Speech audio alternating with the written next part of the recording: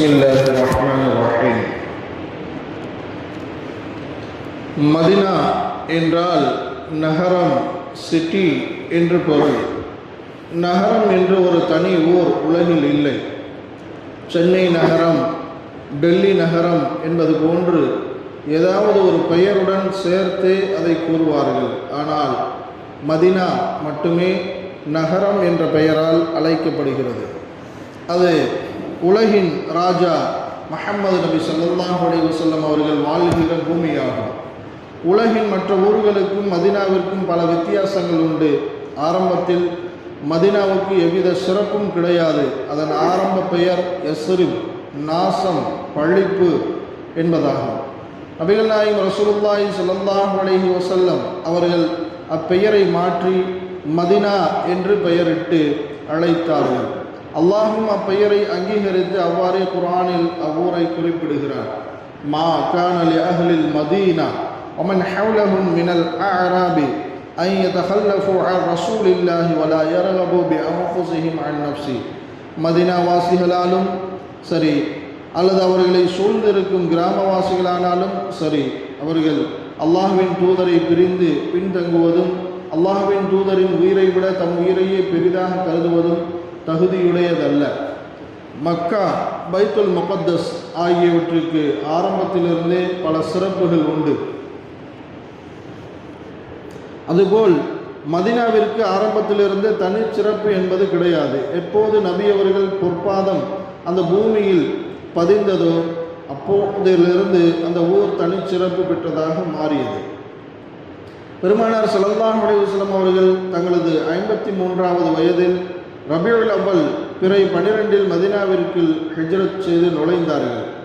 அன்றிலிருந்து தங்களது மரணம் வரை 10 வருட காலங்கள் அங்குதான் வாழ்ந்தார்கள். அங்கேயே மரணித்து நல்லடக்கம் செய்யப்பட்டார்கள். நபி அவர்கள் ஹிஜ்ரத் செய்து மக்காவிலிருந்து மதினாவிற்கு பயணித்து வந்தபோது மதினாவாசிகள் நபி அவர்களின் வருகை எதிர்பார்த்து சுமார் 3 நாட்கள் தூரத்திலிருந்து வரும்போதே கண்டுபிடித்து விட வேண்டும் என்பதற்காக மரங்களின் மீது ஏறி காத்திருந்தார்கள். ஆண்கள், பெண்கள், சிறுவர்கள் என கூட்டம் கூட்டமாக ஊருக்கு வெளியே கூடியிருந்தார்கள். நபி அவர்களை கண்டதும் பேரானந்தம் கொண்டார்கள். அவர்களை மகிழ்ச்சியோடு வரவேற்றார்கள். அவர்களை வரவேற்று பாடல் பாடி மகிழ்ந்தார்கள். மின் சனியாத்தில் விதாய் என்று அவர்களுடைய அந்த பாடலினுடைய வரிகள் இருந்தது. என்று தொடங்கும் இந்த நீண்டதொரு வாழ்த்து பாடலை பாடி வரவேற்றார்கள். ஒவ்வொருவரும் தங்களது வீட்டை தயார் செய்து வைத்து நபி அவர்களை தங்களது வீட்டில் வந்து தங்குமாறு அழைப்பு கொடுத்தார்கள். நபி அவர்களையும் மக்காவிலிருந்து ஹிஜ்ரத் செய்து மதினாவிற்கு வந்த முஹாஜிர்களையும் அந்த மக்கள் மகிழ்வோடு வரவேற்று உபசரித்தார்கள். இது குறித்து குர்ஆனில் வல்லதீன தபவ்வஉத் தார வல் ஈமான மின் கப்லிஹிம் யுஹிப்பூன மன் ஹாஜர இலைஹிம் வலா யஜிதூன ஃபீ சுதூரிஹிம் ஹாஜதம் மிம்மா ஊது வயுஸிரூன அலா அன்ஃபுஸிஹிம் வலவ் கான பிஹிம் ஹஸாஸா வமன் யூக ஷுஹ்ஹ நஃப்ஸிஹி ஃபஉலாயிக ஹுமுல் முஃப்லிஹூன்.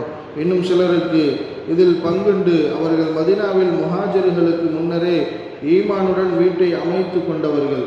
அவர்கள் நாடு துறந்து தங்களிடம் குடியேறி வந்தவர்களை நேசிக்கின்றனர். அன்றியும் அவ்வாறு குடியேறியவர்களுக்கு கொடுக்கப்பட்டதிலிருந்து தங்கள் நெஞ்சங்களில் தேவைப்பட மாட்டார்கள். மேலும் தங்களுக்கு தேவையில் இருந்தபோது தங்களை விட அவர்களையே உதவி பெறுவதற்கு தக்கவர்களாக தேர்ந்தெடுத்துக் கொள்வார்கள். இவ்வாறு எவர்கள் உள்ளத்தின் உலோபித்தனத்திலிருந்து காக்கப்பட்டார்களோ அத்தகையவர்கள்தான் வெற்றி பெற்றவர்கள் ஆவார்கள் என்று கூறுகிறார். ஏழைகளாக தங்களிடம் வந்த மக்காவாசிகளை மன்னர்களை வரவேற்பது போல மதினாவாசிகள் வரவேற்றனர். தங்களது இல்லங்களில் தங்க வைத்தனர். அவர்களுக்கு தேவையான எல்லா வசதிகளையும் செய்து கொடுத்தனர்.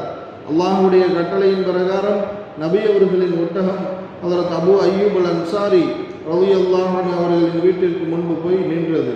அங்கேயே தங்களது தங்குமிடத்தை நபி அவர்கள் அமைத்து கொண்டார்கள். மக்காவிலிருந்து வந்த ஒரு முஹாஜிரை அழைத்த நபி அவர்கள் இன்றிரவு இவருக்கு உணவு வழங்குபவர் யார் என கேட்டார்கள். ஏற்கனவே மக்காவாசிகளை தேர்ந்தெடுத்து தங்களது வீடுகளில் தங்க வைத்திருந்த அன்சாரிகள் பலரும் அந்த நேரத்தில் அமைதியாக இருந்தனர். அப்போது ஏழ்மை நிலையில் இருந்த ஹஜ்ரத் அபூ தல்ஹா ரலியல்லாஹு என்ற ஒரு அன்சாரி சஹாபி தங்களது வீட்டில் எதுவும் இல்லை என்று தெரிந்தும் நபி அவர்களின் வேண்டுகோளுக்கு இணங்க அந்த முஹாஜிர் சஹாபியை தங்களது வீட்டிற்கு அழைத்து சென்றார்கள். அபூ தல்ஹா ரலியல்லாஹு அவர்களின் மனைவி உம்மு சுலைம் ரலியல்லாஹு அவர்கள், இவர் நபி அவர்களை ஈமான் கொள்வது தனக்கான மஹர் என்று கூறி அபூ தல்ஹாவை இஸ்லாத்தை ஏற்கச் செய்து மனம் புரிந்தவர். அந்த சஹாபி பெண்மணி, அல்லாஹுடைய ரசூலின் விருந்தாளி நமது வீட்டிற்கு வந்துள்ளார், நம்மிடம் குழந்தைகளுக்கான சிறிதளவு உணவு மட்டுமே உள்ளது, குழந்தைகளை ஏதாவது சொல்லி தூங்க வைத்து விடுகிறேன், நீங்கள் அவருடன் அமர்ந்து சாப்பிடுவது போல பாவனை செய்யுங்கள், அவர் நன்றாக சாப்பிடட்டும் என்று கூறினார்கள்.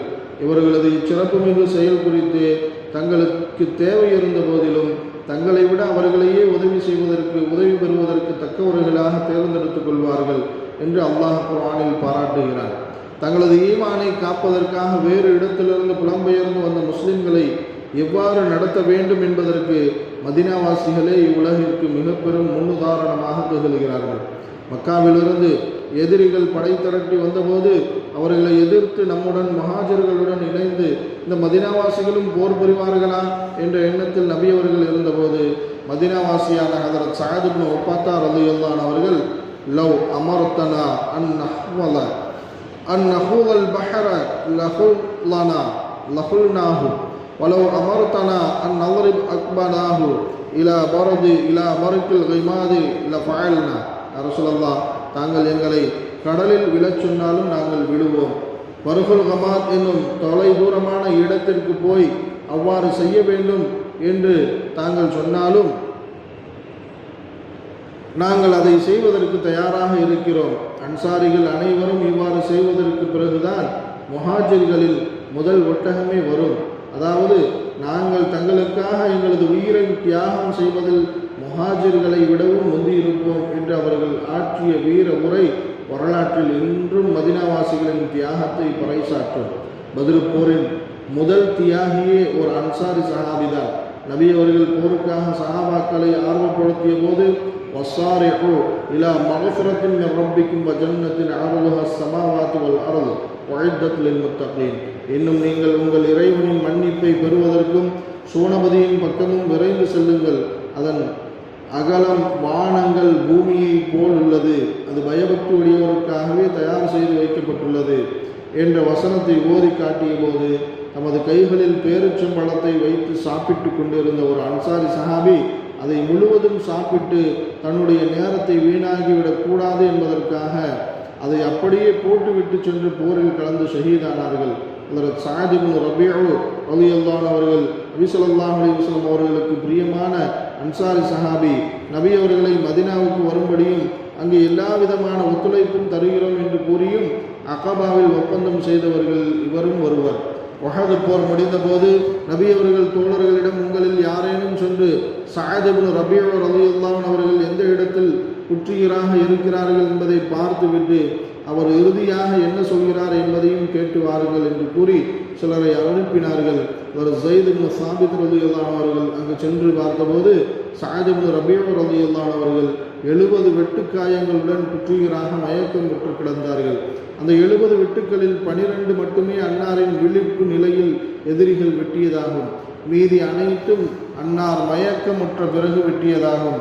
மயக்கம் தெளிந்தபின் அவர்கள் ஸைத் ரலியல்லாஹு அவர்களை நோக்கி, நான் இன்னும் சற்று நேரத்தில் இறந்து விடுவேன், சொர்க்கத்தின் நறுமணத்தை நுகர்ந்து கொண்டிருக்கிறேன், என் பாசமுள்ள நபிக்கு என் சலாமை கூறுங்கள், மேலும் இத்தகைய ஷஹாதத் என்னும் மாபெரும் பாக்கியத்தை எங்களுக்கு பெற்றுத்தந்ததற்காக என் சார்பில் நன்றியும் கூறுங்கள், என் நண்பர்கள் அனைவருக்கும் என் சலாமை கூறுங்கள், மேலும் எனது நண்பர்களிடம் கூறுங்கள், நம் தோழர்களில் யாரேனும் உயிருடன் இருக்கும் நிலையில் நமது உயிரிலும் மேலான நபி ஸல்லல்லாஹு அலைஹி வஸல்லம் அவர்களை எதிரிகளில் ஒருவன் நெருங்கினால் அந்த தோழரின் கண்களில் மட்டுமே உயிர் ஒட்டியிருந்தாலும் சரி, அந்த நிலையில் அவர் நமது நபியை பாதுகாக்க தவறினால் அவரை அல்லாஹ் ஒருபோதும் மன்னிக்க மாட்டான் என்று கூறுங்கள் என்றார்கள்.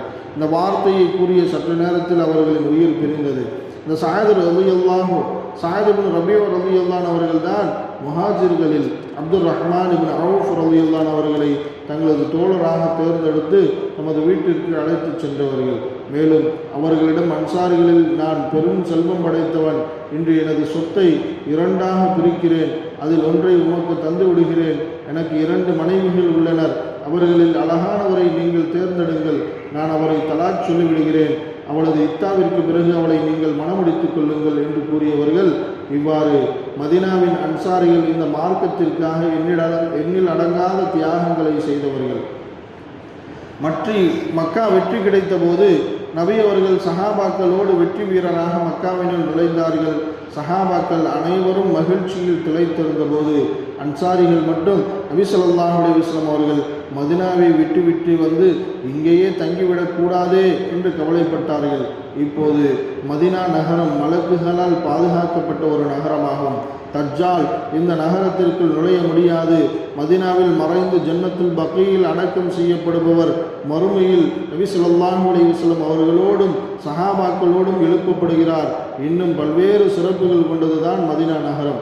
அங்கு சென்று பூமான் நபி ஸல்லல்லாஹு அலைஹி வஸல்லம் அவர்களை ஜியாரத் செய்கிற பாக்கியத்தையும், அங்கு மரணித்து ஜன்னத்துல் பக்கீயில் நல்லடக்கம் செய்யப்படுகிற பாக்கியத்தையும் அல்லாஹ் நமக்கு தந்தருள் புரிவானாக. சுப்ஹானல்லாஹி வ பிஹம்திஹி சுப்ஹானக்கல்லாஹு வ பிஹம்திக அஷ்ஹது அல்லா இலாஹா இல்லா அன்த